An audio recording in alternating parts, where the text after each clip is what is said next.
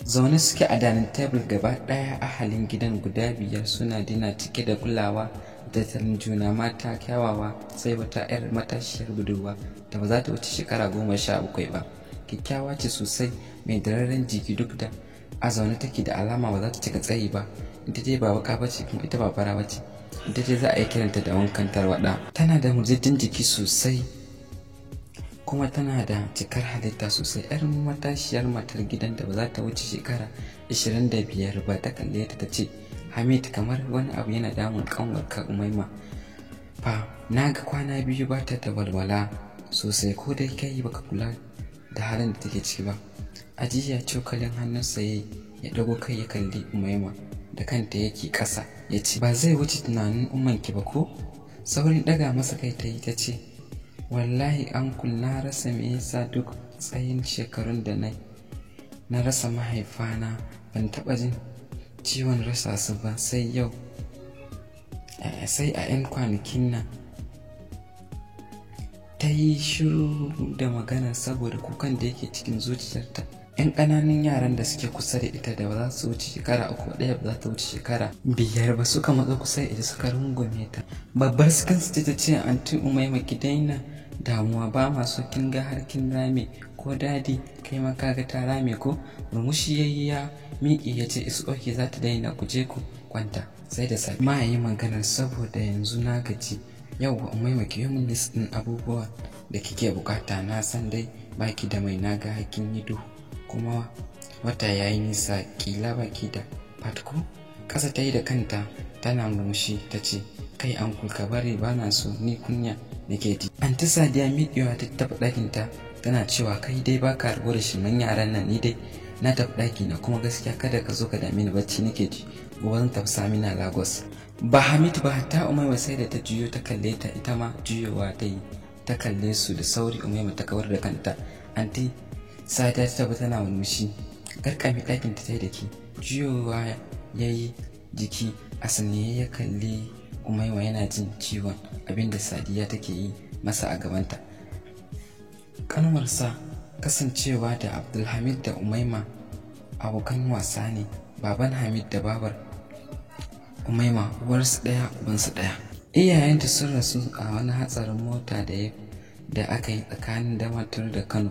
Ya rage gaba ɗaya ita da yayarta Jamila. Saboda salo da shakuwar da yake tsakanin sa da Umaima tun tana karama, ya sa Jamila ta so rike 'yar uwarta. A lokacin ya yi aure sai ya ce shi yana so a bashi ita ya riƙe. Iyayensa sun so hana shi amma ya kafe yana roƙon su bashi Umaima zai riƙe ta. Bai samu matsala da matarsa Sadiya ba saboda ita ta gani take yi sauƙi ne ya zo mata, za ta huta sosai. Dalilinta kuwa ta fahimci Umaima irin yaran nan ne masu tsafta da rashin gandar aiki.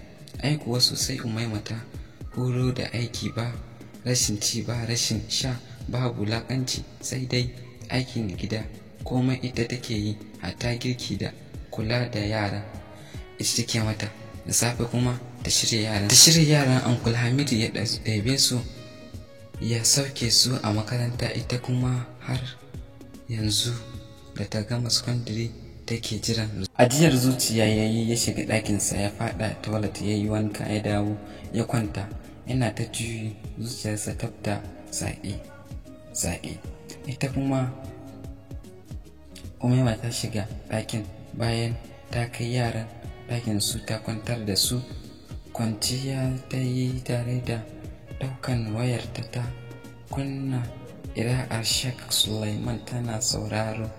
Da haka bacci ya ɗauke ta. Washe gari da wuri ta tashi, da ke Monday ce, ta kama Nihal da Maliha ta yi musu wanka, ta sa musu uniform ɗinsu, ta haɗa musu abincinsu, ta zuba musu a lockbox ɗinsu, sannan ta ba su tea suka sha. Daidai lokacin iyayensu suka fito.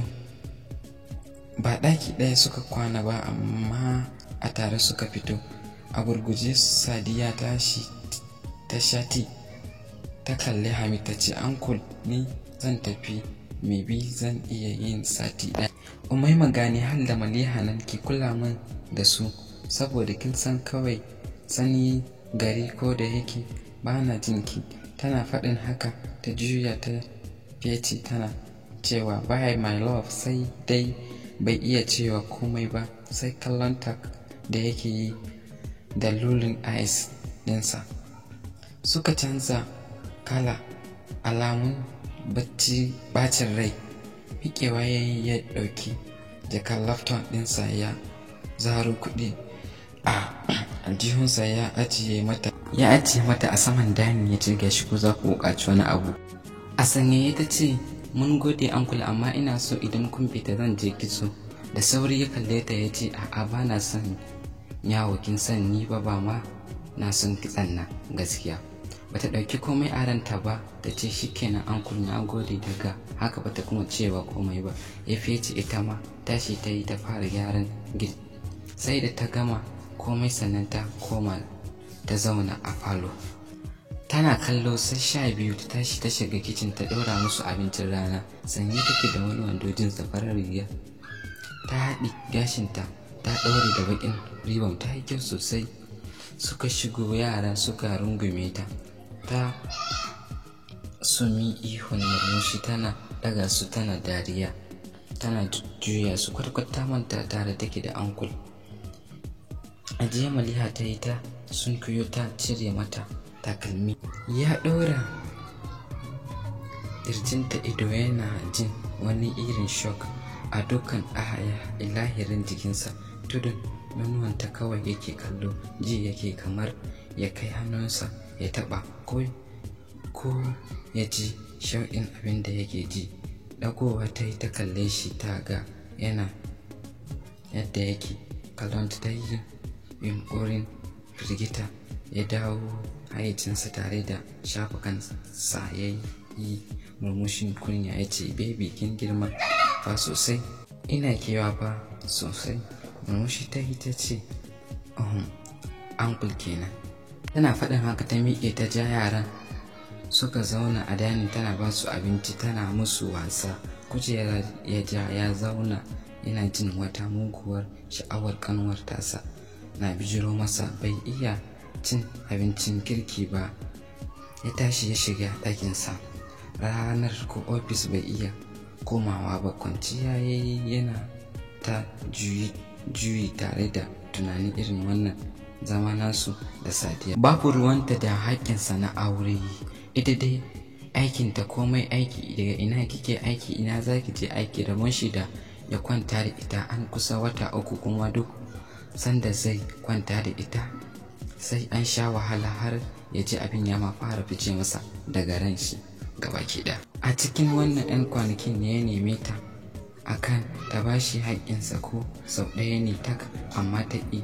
Ƙarshe ma sai ta ce masa kuka, sai ta sa masa kuka wai ita so yake ya tsufar da ita ya cuce ta. Dole haka ya kyale ta. Idan abin ya ishe shi sai dai ya shiga kicin ya sha lemon tsami ko ungurmi ya sha ya dawo ya yi ta yi juye-juye. Sometimes har kuka yake yi saboda azabar ciwon mara da yake yi da daddare. Har suka gama kallon su da shirmansu suka shiga ɗaki suka kwanta. Bai fito ba. Haka kwanaki suka ta yi. Tura Umaima tana kula da yaran sosai, tana tattalin su da yake akwai shakuwa sosai a tsakaninsu. Kuma tun suna ƙanana take wahalar su, ba su wani damu da rashin mahaifiyar tasu ba. Yana kwancin a ɗakin yana tafe da cikinsa da yake masa wani azaban ciwo tsawon kwanaki 2. Dan ko aiki baya zuwa. Ya ji ana taɓa bel ɗin ƙofar bai miƙe ba sai izini shigowa da ya bayar. Daga kwance ta murɗa ta shigo tare da yin sallama. Yana kwance a saman gado ya harɗe ƙafafuwansa, idonsa a lumshe. Ta sunkuya a kusa da shi ta ce uncle kwana 2 baka da lafiya ne?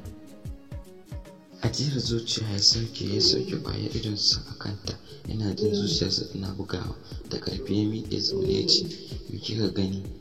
To masu saurari a nan muka kawo muku ƙarshen wannan littafin, sai ku biyo mu a episode 2 domin ku samu ci gabansa. Muna godiya.